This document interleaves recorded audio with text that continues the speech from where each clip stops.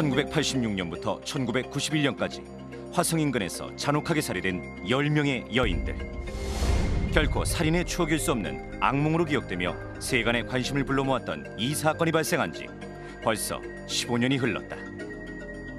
두 달 후면 공소시효 완성으로 종료될 화성 연쇄살인 사건. 온 국민의 시선을 한데 모았던 화성 연쇄살인 사건의 수사 전반을 담당해온 안광헌 형사. 지금 난 피가 솟는다니까. 왜냐면 이 자식이 현재까지 살아있으면 나하고 같은 하늘 밑에서 같이 숨쉬겠는 거 아이가? 어? 같이 깨어나고 같이 숨쉬겠는 거 아니야 지금 살아 때문에? 이거 잡아야지. 아직 남아있는 수사본부를 나서며 오늘도 그는 억울한 희생자들에 대한 미안함을 감출 수 없다. 형사는 아무리 밤낮을 가리면서 노력을 해더라도 실적이 없으면 우리가 아무리 고생을 했다고 우리끼리 저기를 해더라도 범인을 검거치 못했으니까 우리는 죄인이지 뭐. 혈액형은 B형, 왼손엔 문신 자국, 170cm가량의 키에 날카로운 눈매. 범인이 살아있다면 40대 전후일 것이다. 15년을 꽁꽁 숨어온 살인마. 하지만 몇 달만 버티면 자유의 몸이 될 것이라 안심하기엔 아직 우리 국민들의 법 감정이 살아있다. 잡아야죠. 공소시에 지나서 법의 처벌을 못 받더라도 잡아서 진실은 밝혀내야죠. 진실은 밝혀질 것이다. 어떻습니까, 박사님? 그렇습니다. 이게 꼭 그래야만 되는데 당시에도 사실 대대적인 수사가 이루어진 걸로 알려져 있거든요. 예를 든다면 한 180만 명 정도의 연인원 경찰이 동원이 됐었고 또 한 3천여 명 정도의 용의자가 조사를 받았다고 합니다만은 사실 그런 그 대대적인 수사와 조사에 비하면은 사실은 그렇게 큰 단서를 찾아냈거나 또는 어떤 그 좀 진전을 이루어내지 못한 것은 상당히 안타까운 일이라고 생각이 되네요.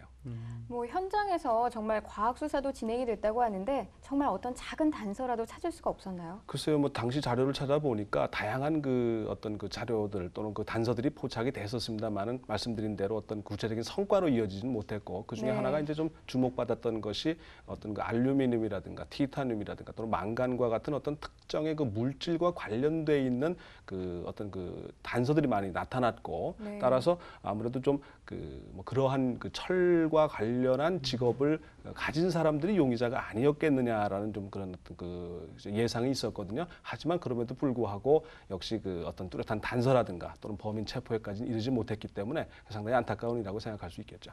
네, 이렇게 흉악한 범죄가 공소시효 때문에 만약에 정말 유야무야 된다면 정말 이건 억울한 일 아닙니까? 그렇습니다. 앞서 그 담당 형사께서도 언급을 했지만은 이런 일은 사실 공소시효가 이제 배제돼야 된다라는 논란까지도 이제 이어지고 있고 이것이 이제 여러 가지 지금 그 파장을 낳고 있기 때문에 앞으로 한번 계속 좀 이런 문제에 대해서 사회적인 논란이 좀 이어지지 않을까 그렇게 생각이 되네요. 자, 공소시효에 대해서 우리가 화면 또 준비했죠. 네, 함께 보시죠.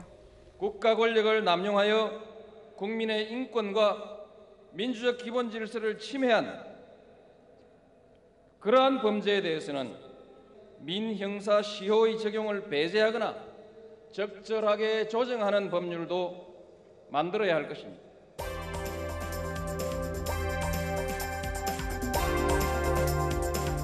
폭력에 의한 범죄까지 확대될 조짐을 보이면서 정치권에서는 논란이 일고 있다. 하지만 실제로 우리나라의 공소시효 기간은 다른 나라에 비해 짧은 것이 사실이다. 살인과 강간 각각의 경우 우리나라는 15년과 7년의 공소시효를 두고 있는 데 비해 미국의 일부 주에서는 이들 중대범죄에 대해 공소시효를 아예 두고 있지 않다. 저는 기본적으로 우리나라 형사소송법상 공소시효는 이제는 연장할 때가 됐다고 생각합니다.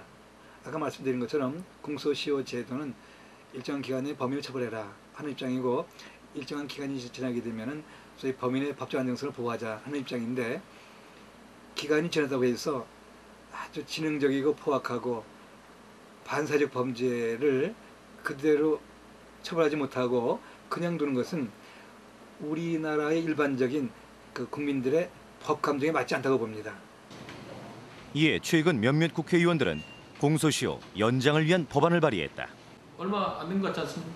불과 그렇게 오래되지 않은 과거 같은데 벌써 지금 공소시효가 만료돼서 이제 누가 나와서 내가 범인이다라고 떠들어도 처벌할 수 없다는 것은 우리 사회 정의에도 맞지 않는다 그렇게 생각하는 거죠. 핵심 내용은 이제 주로 이제 해서 지금 이제 대체로 모든 범죄에 대한 공소시효를 기간을 늘렸죠. 그러니까 예를 들어 살인 사건의 경우는 15년짜리를 20년으로 늘렸고요. 그다음에 강도, 강간 이런 강력범들은 10년에서 15년으로 늘렸고, 또 사기라든가 횡령 이런 범죄들은 7년에서 10년으로 늘렸고, 절도나 이런 것도 5년에서 7년으로 늘어났고, 대체로 한 5년에서 3년 정도 늘어났습니다. 사람을 뭐 100명을 죽이든 1000명을 죽이든 막말로 공소 수효가 지나버리면 법을 하나도 뭐 대가를 치르지 않는다면은 무서워서 세상 어떻게 살 수가 있겠냔 말이에요. 범죄하는 사람들에게 유리한 조건 아니야. 그러니까 그런 짓을 해도 계속 말이지 그 이제 공소시효 그 기간만 딱 넘어가면 난 또 살아나서 또 활동한다. 그러니까 자꾸만 그 이제 재발을 조장하는 결과가 되는 거라고 생각하는데. 다른 어떤 범죄하고 틀리게 살인 사건이라고 하는 거는 어떤 사람의 인권과 관련된 아주 중대한 문제라고 생각을 하거든요. 그래서 다른 범죄하고 틀리게 공소시효를 두지 않고 끝까지 잡아내는 거. 그다음에 요즘에 이제 대통령도 얘기한 어떤 국가를 범죄로 인해서 어떤 사건 그런 것들에 대해서 이제 공소시효를 두지 않고 어떤 처벌을 하든지 뭐 이런 걸 해야 된다고 얘기를 하는데, 그거와 비슷하게 어떤 살인 사건 같은 경우에 공소시효를 두지 않고 끝까지 추적해내는 거, 그게 중요하다고 생각을 하고 있습니다.